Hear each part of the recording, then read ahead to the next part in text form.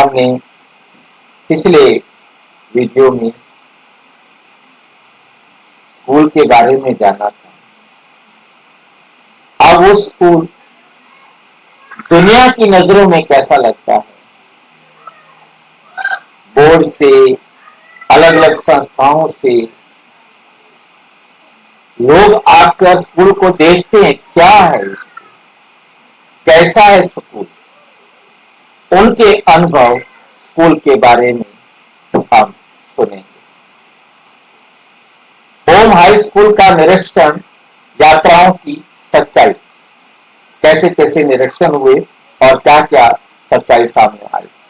Home high school जब शिक्षक निरीक्षण करने आए, दूसरे जो बोर्ड से, अलग अलग स्कूलों से, वहां के लोग देखने के लिए कि ये कैसा स्कूल है। आज मैं आपके साथ यज्ञ के आरंभिक इतिहास से एक अविश्वसनीय अध्याय साझा करना चाहता हूँ। दिव्य शिक्षा, दिव्य बच्चों और भारत के शैक्षिक अधिकारियों की आश्चर्यजनक प्रतिक्रिया की कहानी। और जो ऑफिसर्स थे एजुकेशन के, और वो ऑफिसर्स आकर के, एजुकेशन ऑफिसर्स आकर के जो देखा और उनकी क्या प्रतिक्रिया, आश्चर्यजनक प्रतिक्रिया की कहानी जब वे होम स्कूल में, होम हाई स्कूल में आए निरीक्षण करने के लिए। नंबर 1, पहले तो अफवाहें और जिज्ञासा जंगल की आग की तरह फैली। क्योंकि कहा जाता है सच अभी झूठी पहन रहा होता है, झूठ पूरे शहर में ढिंढोरा पीट आता है। लाइन समझ में आई?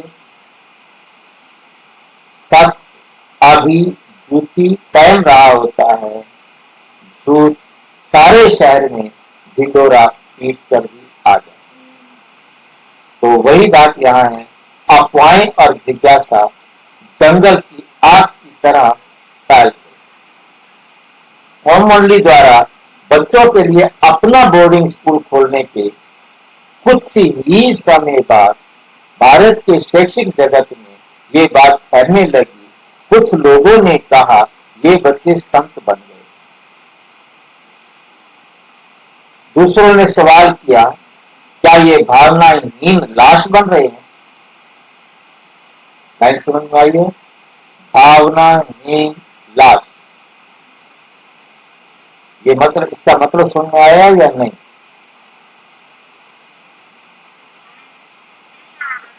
नहीं आया। मतलब जो सन्यासी बनते हैं उनमें कोई भावना नहीं रहती, कोई मां नहीं, कोई पति नहीं, कोई पत्नी नहीं, कोई बेटा नहीं, कोई परिवार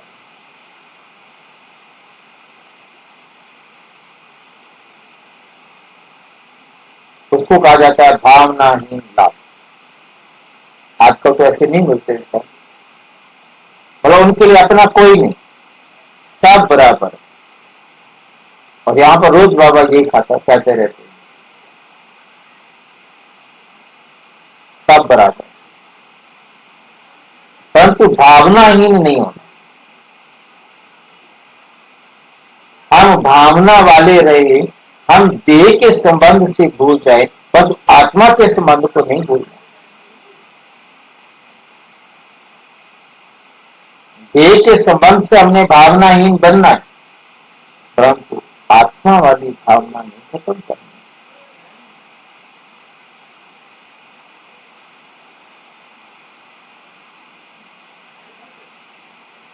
जिज्ञासा, हाँ जी, हाँ, हम सारे सब आत्माएं, बस मुझे सब आत्माओं को सहयोग देना है।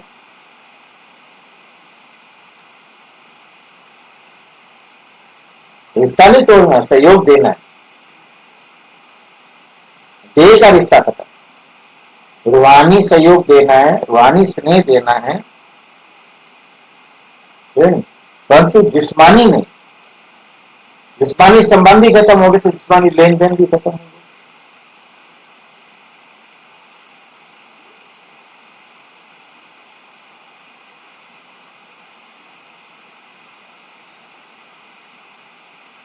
जिज्ञासा चिंता में बदल गई और चिंता ने निरीक्षण यात्राओं को जन्म दिया। शीर्ष शिक्षकों का आश्चर्यजनक दौरा। शीर्ष माना बड़े बड़े, जो शिक्षक थे, जो एजुकेशन ऑफिसर थे, उनका आश्चर्यजनक दौरा। शिक्षा अधिकारी, स्थानीय प्रधानाध्यापक और यहां तक कि प्रसिद्ध प्रोफेसर भी बिना किसी घोषणा के आने लगे। क्यों? क्योंकि वे वास्तविकता को बिना किसी फिल्टर के देखना चाहते, कि कोई बताएगा तो उसमें कुछ कम बढ़ती करके फिल्टर करके बताएगा। हम खुद ही जाकर देखें सच क्या है, आपको देखना चाहते थे। उन्होंने सब कुछ जांचा, बच्चों के भोजन की गुणवत्ता, शिक्षण पद्धतियां, नैतिक और आध्यात्मिक संतुलन, स्वास्थ्य और स्वच्छता, यहां तक कि बच्चों की शैक्षणिक परिणाम भी। उन्होंने जो पाया उसे देखकर वे अवाक रहे, आश्चर्यचकित होकर निरीक्षकों ने अपनी कल्पना से परे कुछ देखा। चमकते हुए चेहरे और अनुशासित व्यवहार वाले बच्चे, स्वच्छ शांत शांतिपूर्ण कक्षाएं, शिक्षक और छात्र के बीच गहरा सम्मान। बच्चे चुपचाप ध्यान कर रहे थे, कुछ तो समाधि में भी थे। एक शिक्षक ने फुसफुसाते हुए कहा,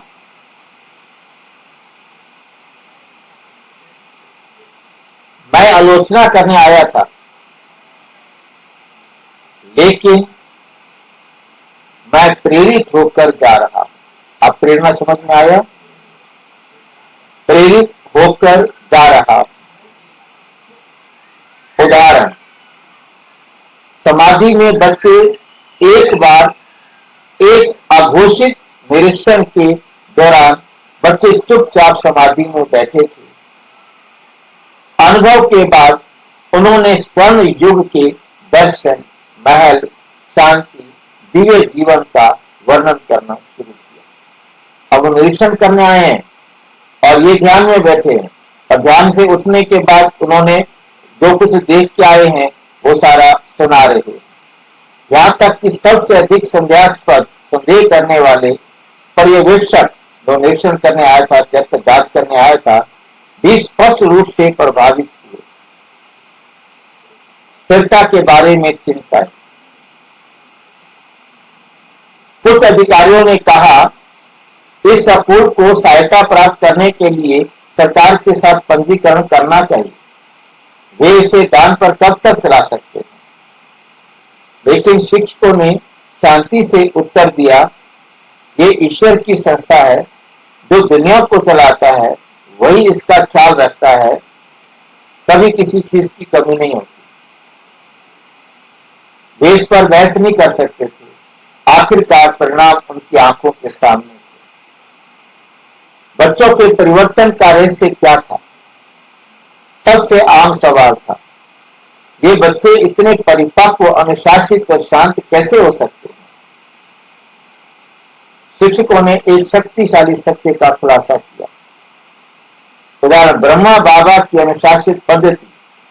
जब बच्चे शरारत करते थे तो शिक्षक ब्रह्मा बाबा के पास जाते थे, बाबा ये बच्चे हमें परेशान कर रहे, हमें क्या करना चाहिए? बाबा ने गहरे प्यार से उत्तर दिया, कभी भी किसी बच्चे को मत मारो, हिंसा पाप है, धीरे से समझाओ, उन्हें दिखाओ कि उनकी गलतियों से कैसे नुकसान होता है, समझदारी से उनका दिल जीतो। उन्होंने व्यवहारिक सलाह दी, अगर कोई बच्चा जिद्दी है तो बस उसकी कोई पसंदीदा गतिविधि, जैसे अपने आप अपने सबसे अच्छे दोस्त से बात करना रोक दो, कोई भी उसकी एक्टिविटी रोक दो, बस डर से नहीं बल्कि प्यार से उन्हें सोचने में मदद करो। और ये काम कर गया। सबसे शरारती बच्चे भी सद्गुणों के चमकदार उदाहरण बन गए। आत्म चेतन दृष्टि। ब्रह्मा बाबा ने शिक्षकों को याद दिलाया, ये बच्चे आत्मा हैं, इनसे आत्मा की तरह बात करें। इनका शरीर छोटा है लेकिन इसकी क्षमता दिव्य है। यह आत्म चेतन दृष्टिकोण ओम हाई स्कूल की सफलता का आधार बन गया। निष्कर्ष, एक ऐसा स्कूल जो किसी और से अलग है, एक घर में साधारण बिस्तर और शुद्ध इरादे वाले स्कूल के रूप में शुरू हुआ, शिक्षा के एक दिव्य मॉडल में बदल गया। निरीक्षक खामियों की तलाश में आए और इसके बजाय उन्हें सच्चाई, अनुशासन और प्यार मिला। अंतिम संदेश, आइए हम ओम हाई स्कूल के इस दिव्य प्रयोग से प्रेरित हों, जहाँ आध्यात्मिक ज्ञान सांसारिक शिक्षा से मिलता है, जहाँ बच्चों को न केवल दुनिया के लिए बल्कि हर स्वर्ण युग के लिए पाला जाता है, और सबसे बढ़कर जहां भगवान स्वयं प्रधान अध्यापक थे। समझ में आया? प्रिंसिपल कौन था?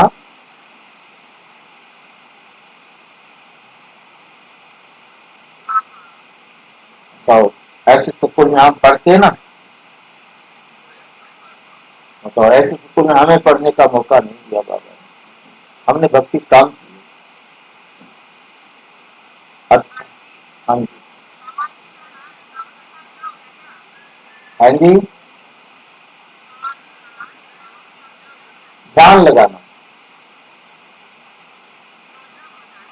पहले, हाँ, पहले ध्यान ही होता था। अब बाबा ने ध्यान को बंद कराया बाद में। शुरू में तो सभी ध्यान करते थे, बाबा भी ध्यान करता था, दादियां भी ध्यान करते, सब ध्यान करते थे। उनको पता नहीं था भक्ति शायद वही करते थे, क्योंकि पता है बाबा को मैं एकदम इनको सुधारूंगा तो एक टूट जाएंगे। धीरे धीरे उनको भी बहुत धीरे धीरे सुधारा। अच्छा, ओम शांति। और विस्तार से जानने के लिए प्रजापिता ब्रह्मा कुमारी ईश्वरीय विश्वविद्यालय के किसी भी सेवा केंद्र पर संपर्क करें, और यदि कोई प्रश्न है तो 9213106986 पर केवल टेलीग्राम करें। 9650692270 पर केवल व्हाट्सएप करें, फोन नहीं।